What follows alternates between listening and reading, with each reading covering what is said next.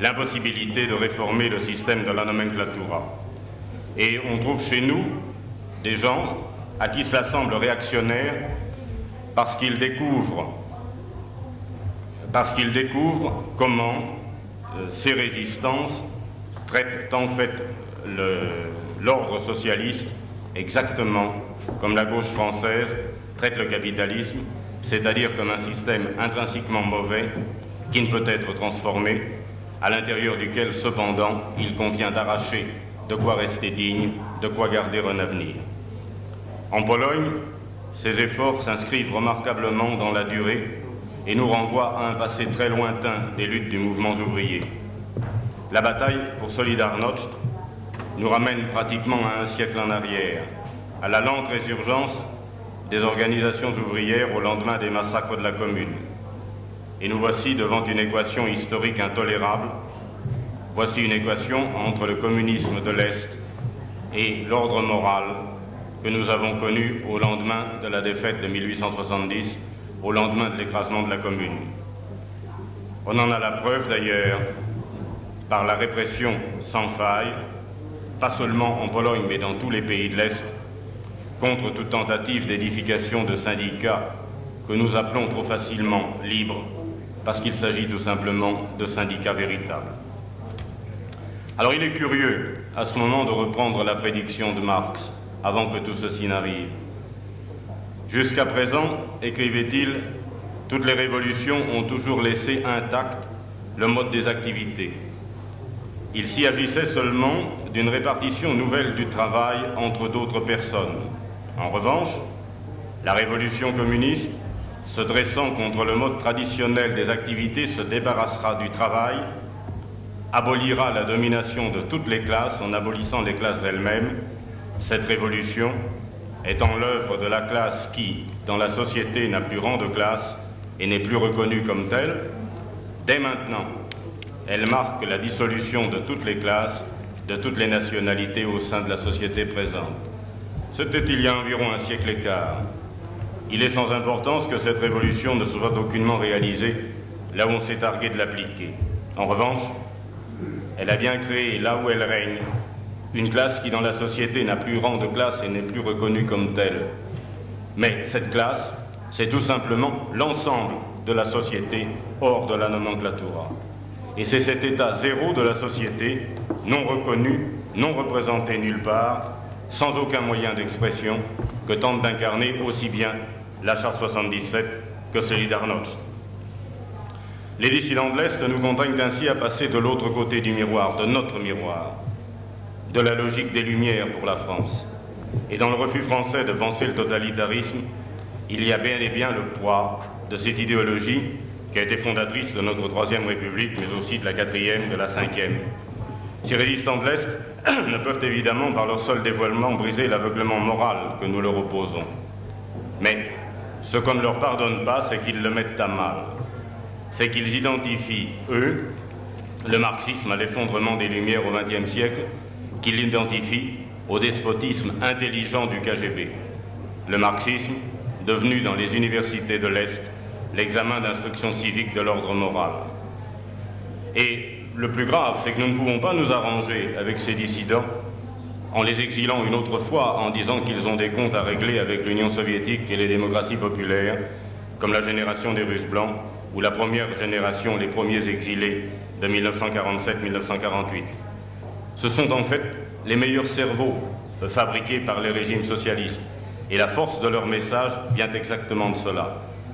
Quand on les examine, on découvre qu'ils ont tous, à un moment ou à un autre, cru dans la possibilité de réformer le régime qui les avait formés, tenter de le ramener à son idéal. C'est tout aussi vrai de la Tchécoslovaquie que de la Pologne. Le printemps de Prague avait mobilisé ce que la nation avait de meilleur en 1968. Des économistes, des juristes, des sociologues, des hommes de science. Nous voici donc dans le paysage mental le plus inattendu du XXe siècle.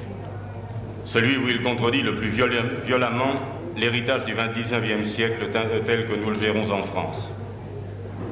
Et il faut bien comprendre qu'à partir du moment où cela existe dans une partie de l'Europe, nous ne pouvons pas y échapper. Et il n'y a pas de mythe qui tienne.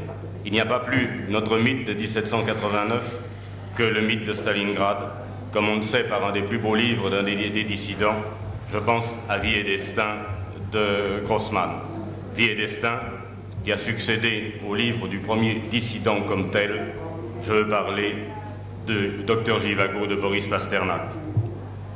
La publication de son roman au temps du premier Spoutnik a pris d'autant plus valeur de symbole. Le docteur Jivago donnait sa véritable dimension à ce qu'allaient devenir les dissidents. Et il nous faut vraiment savoir écouter leur voix pour mesurer ce qui sera notre avenir.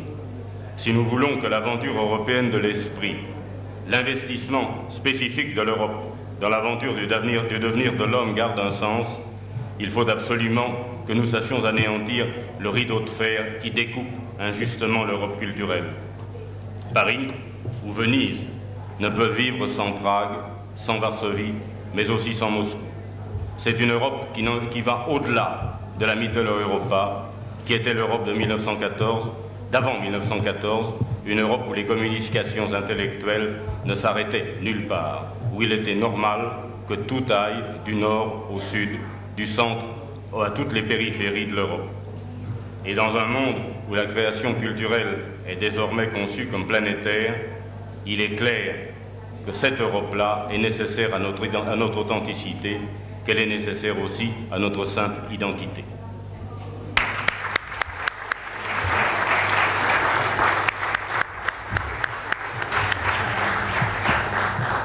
Ringrazio Pierre Dex per questo intervento che si iscrive proprio nella questione essenziale di questo congresso. Adesso vi sono dunque le due performance, per dire così, mentre il video di Gianni Lo Scalzo sarà la prima cosa, diciamo una delle prime cose, o la prima cosa domani mattina. In ogni caso i tecnici potranno predisporre per domani mattina. E domani mattina io invito appunto proprio a incominciare alle 9, quindi ciascuno a intervenire alle 9. Allora, se c'è ora il concerto intorno il concerto di Monteverdi è tenuto dai madrigalisti di Venezia, musiche di scuola veneziana all'epoca dei Dogi, dal XVI al XVII secolo. E dunque questi nostri amici madrigalisti sono Liliana Vio Rizzardini, Mario che è soprano, Mario Vio tenore, Paolo Badoer basso e Vasco Magnolato flauti dolci, Ennio Guerrato il liuto, Giuliano Vio viola da gamba, Lia Levi Minzi clavicembalo. Allora il programma è questo, tutto non dura moltissimo, ma il programma è questo. C'è anche, diciamo, soprattutto Monteverdi, no? Dunque Francesco Spinaccino, Ricercare.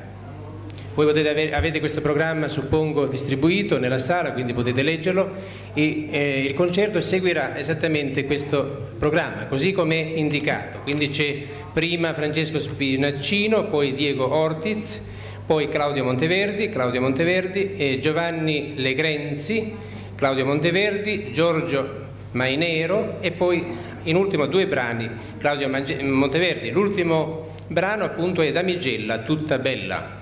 Damigella tutta bella. Allora adesso senza chiudere la tenda viene spostato il tavolo in modo che il palcoscenico, questo palcoscenico di Venezia come palcoscenico d'Europa, secondo la proposta del ministro Degan, appunto, possa essere predisposto. Grazie.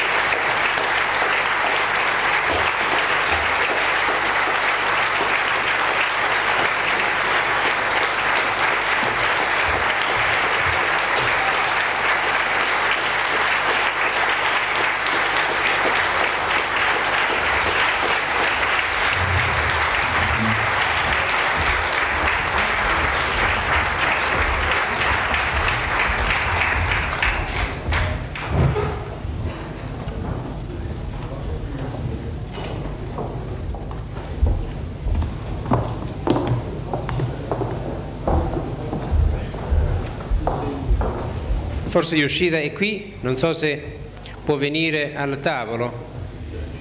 Sì, sta venendo? Allora se può venire, più che al tavolo, se può venire qui. Allora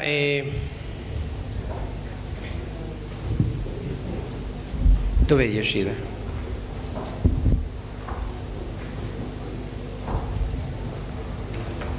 Qualcuno, se vede Yoshida, può invitarlo a venire qui, mentre viene preparato il proiettore per proiettare questo film che, diciamo, offre i simboli principali del Giappone e mi sembra, anche dopo tanti viaggi in Giappone, tanti libri, che sia proprio essenziale per intendere il Giappone stesso. Io ho avuto modo di indicare alcuni elementi in questi 2 giorni di questo film. In particolare utilizza vari elementi, io parlo mentre appunto viene preparato, spero, il proiettore, vari elementi anche politici, ma proprio entro in un'elaborazione artistica e inventiva, e dicevo come pur procedendo dalla tradizione del buddismo zen la porti verso l'arte, verso l'invenzione, e in particolare in merito all'oggetto del film e in merito anche al tempo. E allora non so se sia qui Yoshida in questo momento, comunque ha fatto un bellissimo intervento a Ravenna, eventualmente lo potrà leggere domani, ma intanto è importante che diciamo, ciascuno possa assistere al film. Allora il proiettore mi pare che sia già in mezzo alla sala, pertanto qui basta solo far scendere lo schermo, esatto, quindi io lascio posto proprio perché scenda lo schermo e incominci il film.